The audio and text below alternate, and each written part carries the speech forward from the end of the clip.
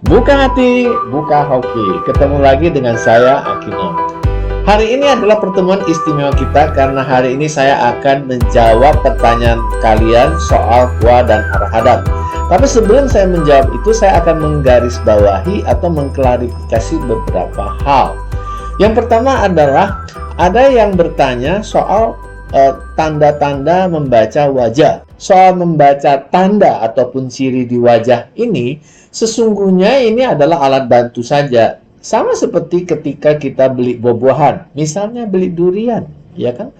Seseorang yang fasih melihat tanda-tanda kulit durian, bau durian, dipastikan memiliki pengetahuan ataupun ya, kalau dia memang ahli memilih durian dari tanda-tanda itu, kemungkinan besar berarti kalau di dalam statistik mungkin 80%, 90% dapat durian bagus dan enak.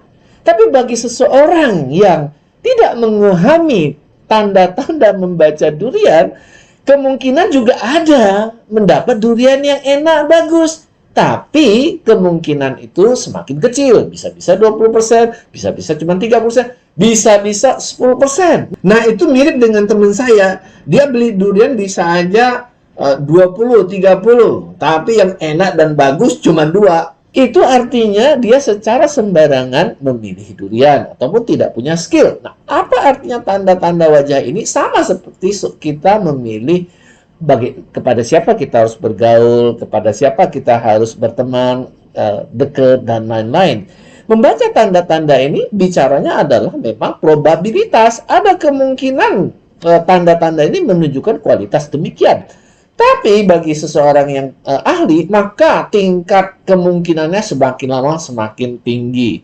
Jadi jangan dianggap tanda-tanda wajah ini sesuatu yang mistis gitu. Saya sangat sedih sekali. Ada yang menganggap tanda-tanda baca wajah ini mistis. Nah, inilah keliru dalam berpikir. Kekeliruan berpikir ini bukan milik satu atau dua orang, bukan hanya milik kamu, tapi banyak orang, ya. Menurut psikologi Jung yang disebut dengan archetype, memang nampaknya kita menghadapi suatu masalah. Dunia mitologi, dunia mistis ini sangat menghantui kita, sangat apa-apa kita nilai dari itu. Dan ini sesungguhnya memberatkan langkah kita. Apa yang saya bahas, feng shui, tanda baca wajah, pace, ini lain dengan dunia mitologi.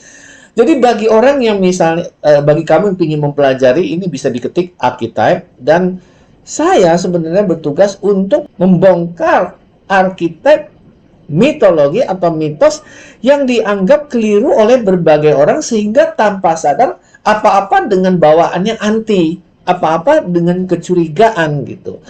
Konten-konten yang saya bawakan ini adalah ingin membuka pikiran Anda keluar dari dunia mistis dan masuk ke dalam dunia analisa.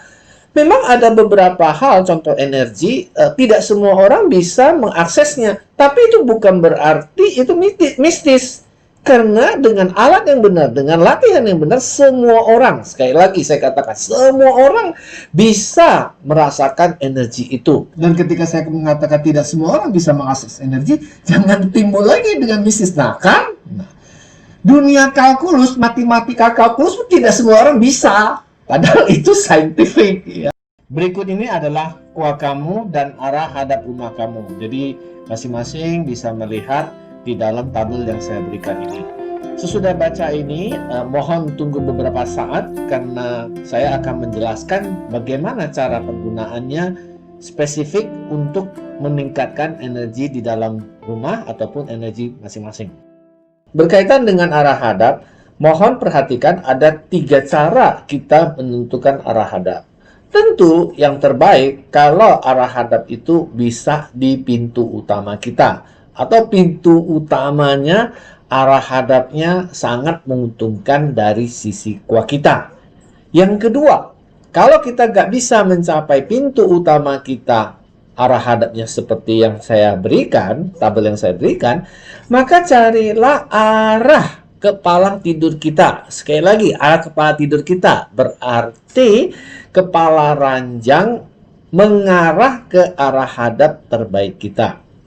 Kemudian, kalau itu juga tidak mungkin, maka yang ketiga yang bisa kita manfaatkan, yaitu arah hadap kompor kita. Nah, bagaimana kita menentukan arah hadap kompor kita?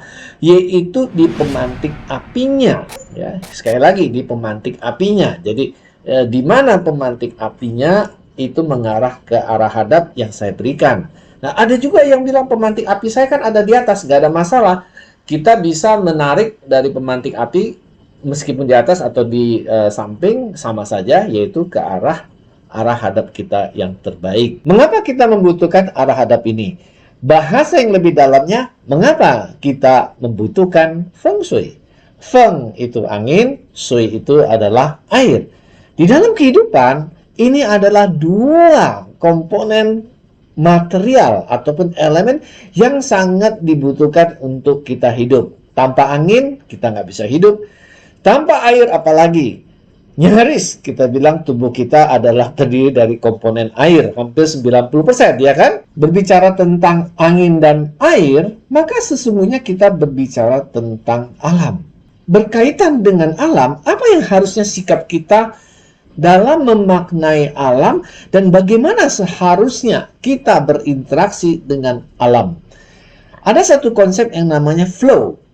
Kita seharusnya berada selalu di dalam momen yang searus dengan alam tersebut. Di alam ada benda yang besar, misalnya gajah ya, seekor hewan yang besar. Tapi juga ada yang ringan dan kecil.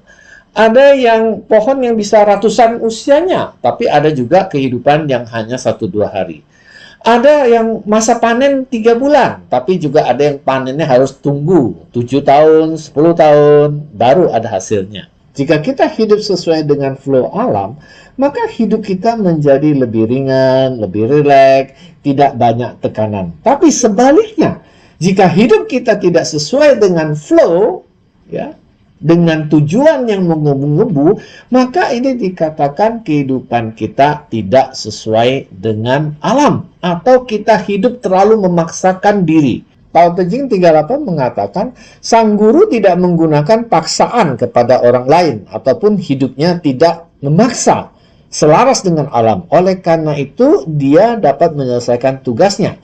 Sementara orang awam banyak menggunakan paksaan untuk mencapai tujuannya. Makanya mereka tidak mencapai apapun. Apa maksudnya? Ini perumpamaan dengan berenang melawan arus. Ada memang yang diajarkan bahwa kita harus melawan arus dan sukses pasti ada hasilnya kalau kita melawan arus. Saya sangat setuju. Tapi perhatikan baik-baik, ketika kita berenang melawan arus, mungkin kita ada hasil, mungkin kita ada kemajuan. Tapi bisakah kita dalam jangka panjang untuk melawan arus? Saya kira tidak bisa. Tentu akan kelelahan dan ujung-ujungnya apa yang kita hasilkan adalah ketiadaan ataupun tidak mencapai keadaan apapun. Bentuknya adalah kelelahan, sakit, tidak bahagia, dan lain-lain. Mungkin dari segi materi, orang tersebut bisa memiliki, tapi karena dia melawan arus, pengorbanannya terlalu besar. Karena pada akhirnya seseorang itu akan bertanya dalam dirinya, apa makna tertinggi, nilai tertinggi di dalam kehidupannya? Freedom, bahagia, hidup tidak terlalu banyak beban.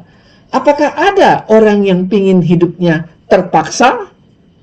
Ya, kata-kata terpaksa pun sudah menunjukkan suatu beban ataupun stres. Jadi, dengan perkataan lain, ketika kita mengubah tempat tinggal kita sesuai dengan kaedah feng shui, angin dan air, kita mencoba hidup kita, itu sarang kita. Sarang yang nyaris sebenarnya hampir 16 jam kita ada di situ, menjadi satu-satunya tempat supaya selalu flow in dengan lingkungan. Dengan demikian, ketika 8 jam kita berjuang yang sedikit memaksa, ada masa-masa 67% kita menyesuaikan diri dengan irama alam. Terima kasih telah menonton. Jika belum, silakan subscribe dan jangan lupa pukul loncengnya. Semoga hidup Anda selalu seirama dengan alam, bebas dan bahagia. Dan jangan lupa pukul loncengnya. Keep rolling.